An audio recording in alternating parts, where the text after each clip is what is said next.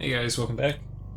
This is Lucid, and we are signing back into Bumble Rumble, where we're playing middle-aged Atlantis, and it's turn 31. So, let's see what we've got.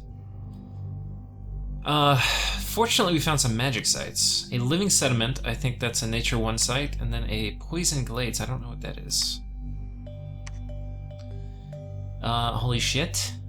A 3-gem site that is going to give me a necromancer and a hedge wizard. The hedge wizard I could care less about because this is a Amazon province. But the necromancer, holy shit. Death 2 gets me up to Death 3, and Death 3 is pretty freaking important. Death 3 will not quite get me to Bane Lords, but if I get any path booster, like a Ring of Sorcery, which I can forge, then, Bane Lords. It will let me get a Mound Fiend if I get a Path Booster. That will get me up to Death 5, which is what I need to get a Lich. If my math is all correct. Yeah. So, very important for climbing the Death Ladder, especially if we have Astral Access, so that is really, really good. It turns out our Bat Cave, which we were willing to fight a war over, is probably going to be a little less important than we thought, but we should be getting a bat next turn, which will make us very happy. In addition, we're making... Oh, maybe we already have them. I thought I was making another one. I've loaded these guys up with gems, by the way, in case we get assassinated. That way they'll hopefully cast Swarm twice. And at least there's some RNG. We'll go through the battles. So we see Arco attacking Indies. Kinda cool. I like this. Formation fighter, so you got 4 in a tile. Really cool looking. I haven't really looked at Arco that much. They would be kind of fun to play. They're a little overly reliant on human stuff. I mean, the problem, I don't just hate human nations because they're not, like, flavorful a lot of times, but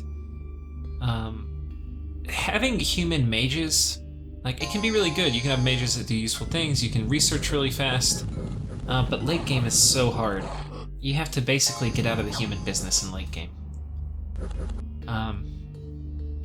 And it's okay if you have to get out of the troop business in the late game, but if you have to get out of the human mage business, like all your recruitable mages, that is really painful. So he took that.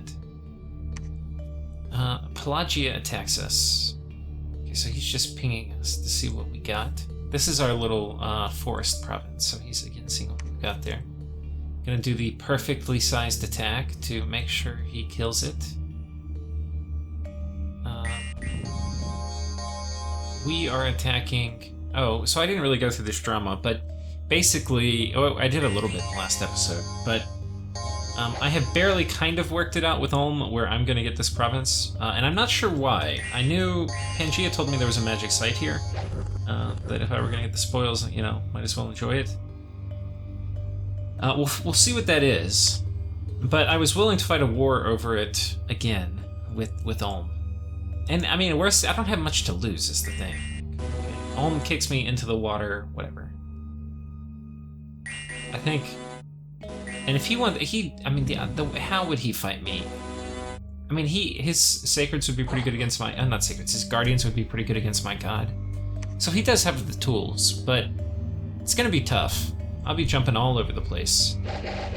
And I can probably kit my, I don't know, it may be possible to kit my octopus so that, or my kraken, so that we don't suffer these problems. Okay, and if you remember, it was unclear whether TNG was going to move his big stack on top of my little stack, but I talked with him, because I was going to run, just out of being scared. But I talked with him in Discord, and he was like, well, I told you you could have it, you can have it, but I did think about kicking you off. But I'm true to my word, he says, so okay, indeed he is, because we would not be invading this fort here if he wasn't. Anyway, here our fire elementals go. Unfortunately, this archer fire, like, even if it hits us, it's not going to do that much.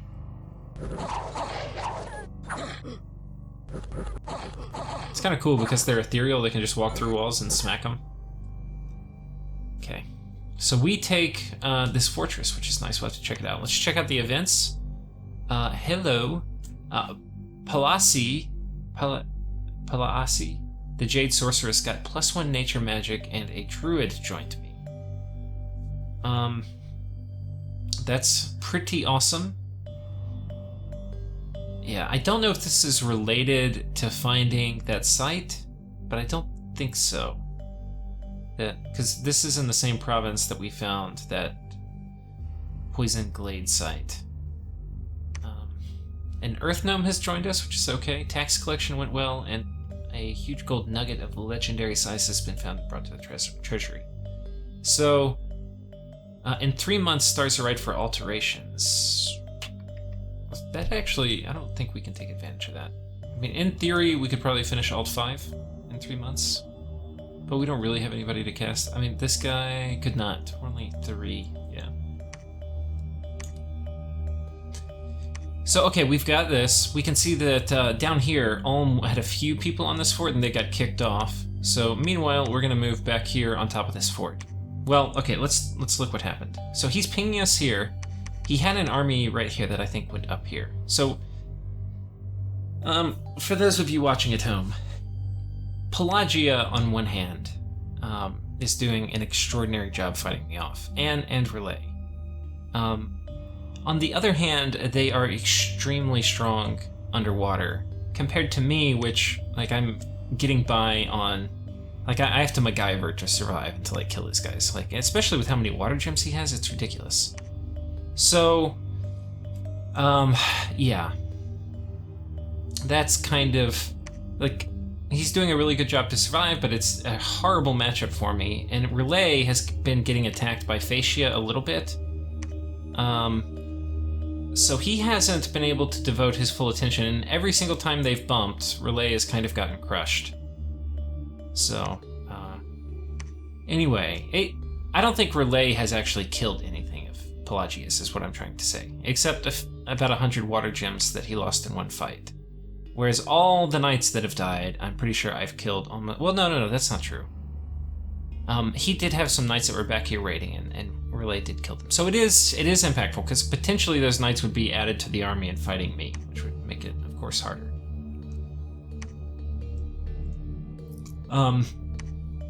So I was thinking, he did, okay.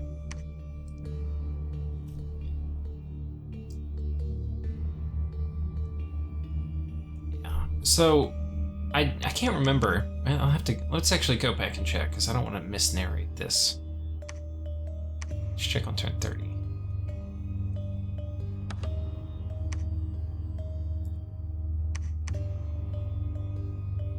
Yeah, okay, the army was there before, and I had my big stack here. But if you recall, he had hit this huge amount of PD, and it had caused him to burn all his gems. So, what turn is it? Okay, we're going back to turn 31. That was what I thought happened, but I didn't want to say it incorrectly.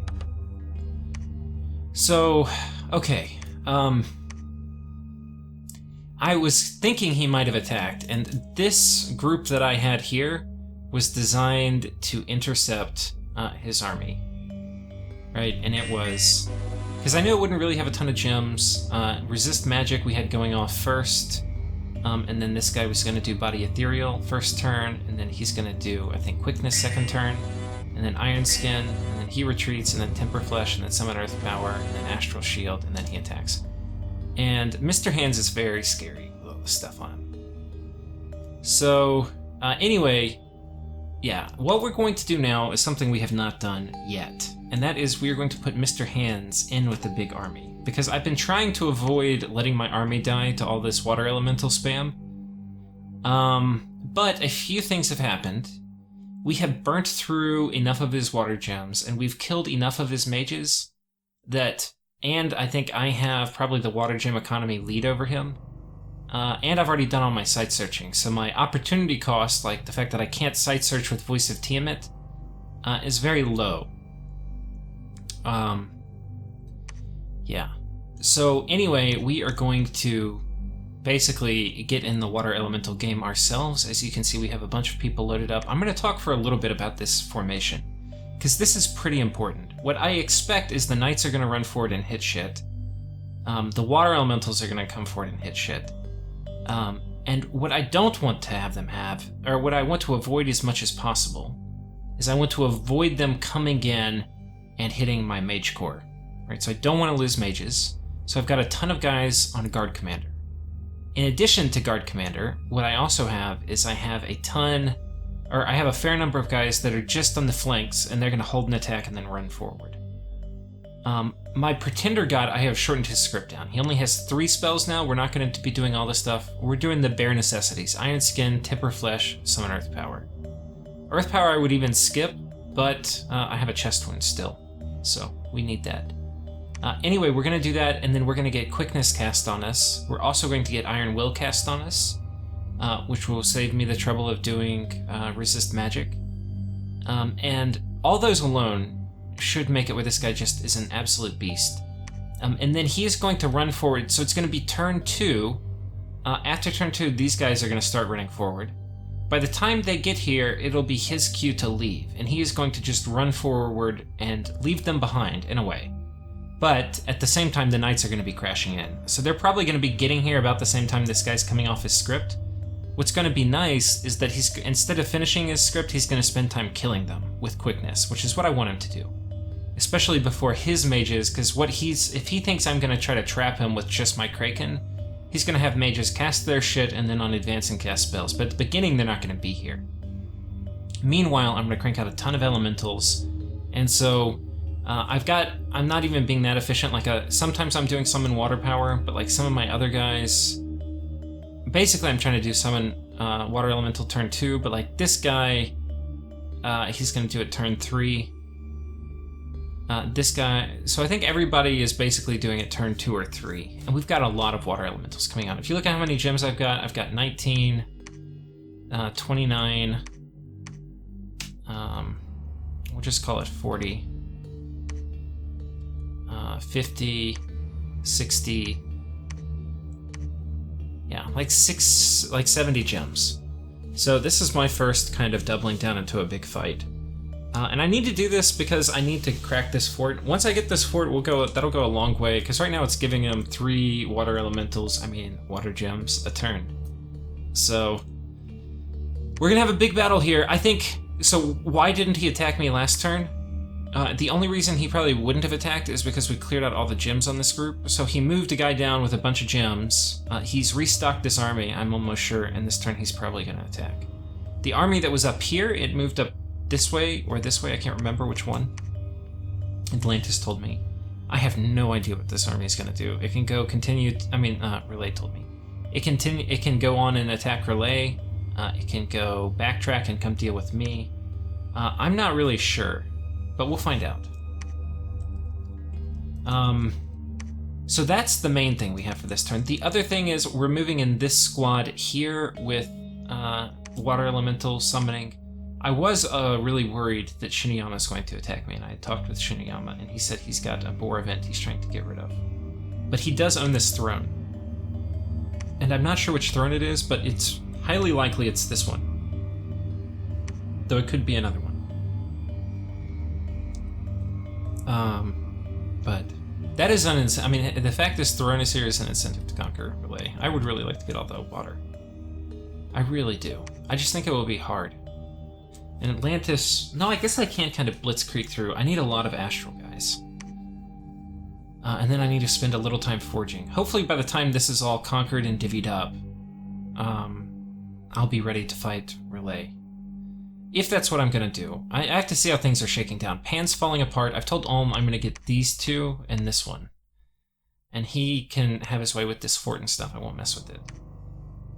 But hopefully just bringing in this big army here was at least a show of force enough that Ulm's not going to try to mess with me that much.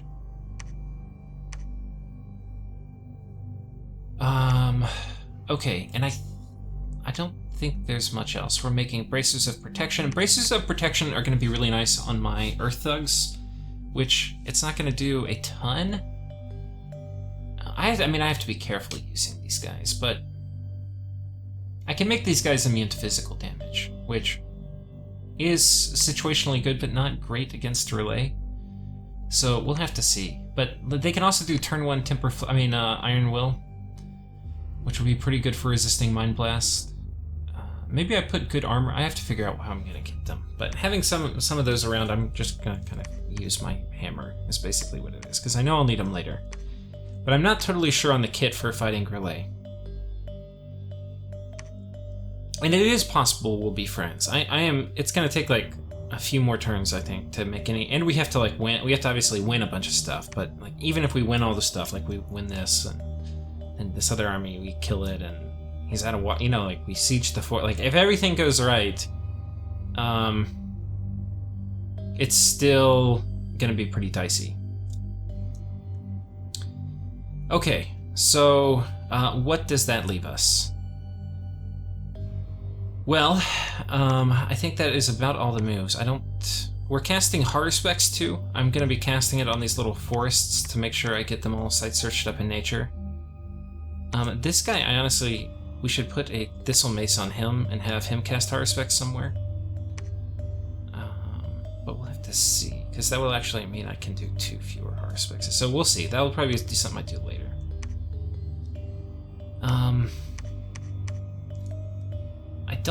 Oh yeah. So okay, we took this fort. There's nothing in here. I don't know if it's site searched or not, but we're gonna go ahead and site search it. We're site searching it for water, astral, and fire.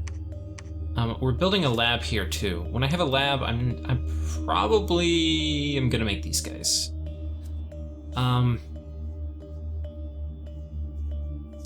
There's a few things we can do. TNG, they don't have many astral mage. Well, no, they do. Let's take a quick look. Honeypot, what's up, dude? That's a pretty funny name for a pretender god. Okay, no, they have cheap astral mages. So, and actually they're really cheap. So having astral is actually somewhat of a liability. It might be better just to crank these guys out. And they can spam Frozen Heart, which is not bad. These do get Fortune Teller, and they can buff things with astral, which is something I would want to do. These are actually pretty good thug accomplices, like a good earth thug fluffer, because they can do quickness and body ethereal, which just takes things away from. I mean, it's just one less thing for the other guy to have to do. I'm not sure. It's an okay income province. This is kind of a nice little corner of the world to have. I do need to figure out what's going on with Pythium. Honestly, making peace with Relay and having Pythium as my first target may not be a horrible idea.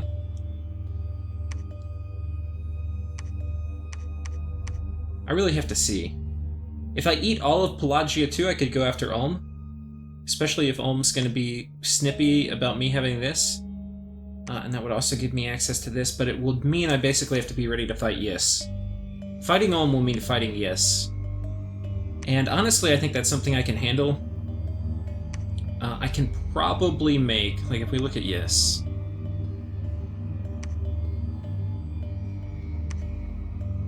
These are the reason they're mostly scary. Now he has thugs who can cloud trapeze, so I am playing with fire in that it's very easy for him to counter thug me. But these are cap only, whereas mine are recruit anywhere. And potentially I can Jedi him by teleporting in other people, but... okay, so underwater they have a Golden Lance. When they come on land, they also have a Breathe Fire attack. I don't know what his Bless is, but... this is probably defeatable. It's going to matter what he has in terms of his Bless. Like, if he doesn't have certain resistances, we can get past their high defense. And then we can put fire resistance on our guys. And so having fire resistance, and then if we have enough armor that 17 damage won't reliably go through. It is pierce damage, and he can have buffed it in his Bless. So those are all risks, but I think those are risks that are overcomable with teleporting thugs. Now, if he has a ton of mage support, it's going to be tough, but the thing is, Yis has most of this, is my understanding, so it's a lot for him to defend, but right now we have no teleporting thugs. We have not rolled a single astral one yet. We have a lot of earth ones, which means we can kind of slowly advance, but we don't have a ton of gear yet, and we don't have much construction researched. But we really... Am I really going all the way up to evocation? Did I put that in? We're probably going to need to go for construction 6 sooner. It will give us some nice things, but probably most importantly, it's going to give us lanterns, because right now our research is just shit. Just absolute shit. So I think that's it for this turn. We'll go ahead and pull up the other turn. We'll have a kind of long episode. Actually, no, I think we'll call it. We'll do the next episode in another, or the next turn in another episode. Thank you, guys.